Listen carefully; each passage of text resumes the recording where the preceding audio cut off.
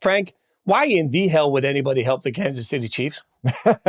Yeah, especially get that mighty fifth round pick, which is probably going to be the last pick of the fifth round too. Conditionally, you could go to a fourth, I guess.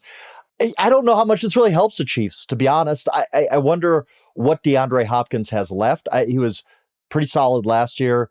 He's really fallen off this year after dealing with the knee issue in training camp. He has 15 catches for 173 yards. I think the question obviously is how much of that is just a broken Tennessee passing game? How much of that is DeAndre Hopkins just hitting the age curve? It happens to everybody. If anybody can get something out of DeAndre Hopkins, it's going to be Andy Reid and Patrick Mahomes. I get that. But I don't know that this necessarily replaces Rashee Rice, let's say, which is their big loss on offense. The Chiefs offense has been, let's say, mediocre all year. And I don't know that Hopkins really pushes the needle. I guess the price wasn't that much. I mean, again, fifth round pick, probably. Who cares? That's fine.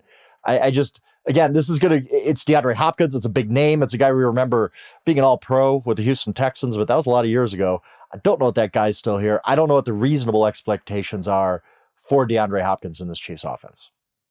I think I woke up on the cynical side of the bed this morning because we are living in a world where in the last week we had Devontae Adams traded, we had Amari Cooper traded, and now Fitz is starting off a show being like, the entire rundown was thrown out the window with massive breaking news about an aging receiver going to a quarterback who can work with any receiver. So Fitz, we love you, but I had to give you a little bit of a hard time for that radio background showing through. But this is why you're hosting the show and not us, because I would not be quite as enthusiastic, and I love the enthusiasm. That said, I think it's interesting because when all of the noise started this week about the Cooper Kupp potential trade opportunities, and I know we're going to get to those, I think one of the things that came to mind is, on one hand, yes, the Kansas City Chiefs are in the AFC, so that is good if you're the Rams trying to trade to them, but the Chiefs don't need a Cooper Kupp. Not that they couldn't use a Cooper Kupp, but they don't need to give what the Rams are going to want for a Cooper Kupp, because we've seen Tyreek Hill walk out the door and them still win Super Bowls. We've seen them lose big pieces,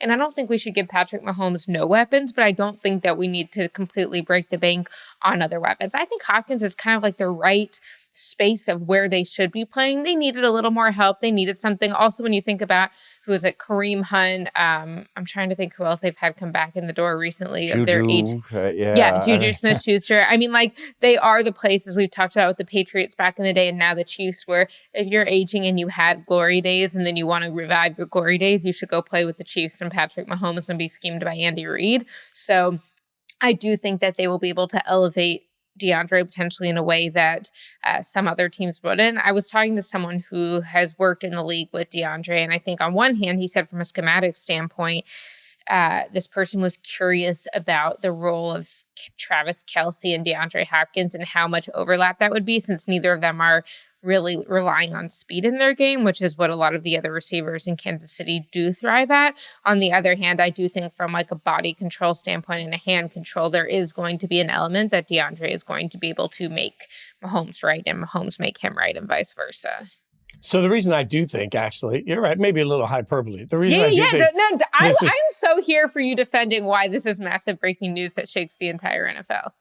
An undefeated Chiefs team that's won back-to-back Super Bowls just acquired somebody coming off a year where they had 75 catches for over 1,000 yards. It has been absolutely riddled in the mediocrity known as Will Levis every single week. The Titans are a dumpster fire at this point. So to me, you've got a Titans organization that is letting a player go. And the more people you talk around the Titans, they'll tell you that this was in part, them tipping the cap saying DeAndre wants to go be somewhere else. Let's let DeAndre go somewhere else. But this is a guy coming off of a 1,000-yard season. So to me, you've got a team that we spend every single week trying to talk about like they're broken, even though they're undefeated, that just acquired a veteran wide receiver that's going to have meaning to their outcome every single week. Like if you're the Bills and you thought you just made up ground by acquiring Amari Cooper, the Chiefs will say, okay, maybe DeAndre isn't Amari Cooper, but we were already ahead of you. So now we acquire somebody that we think gives us a plus.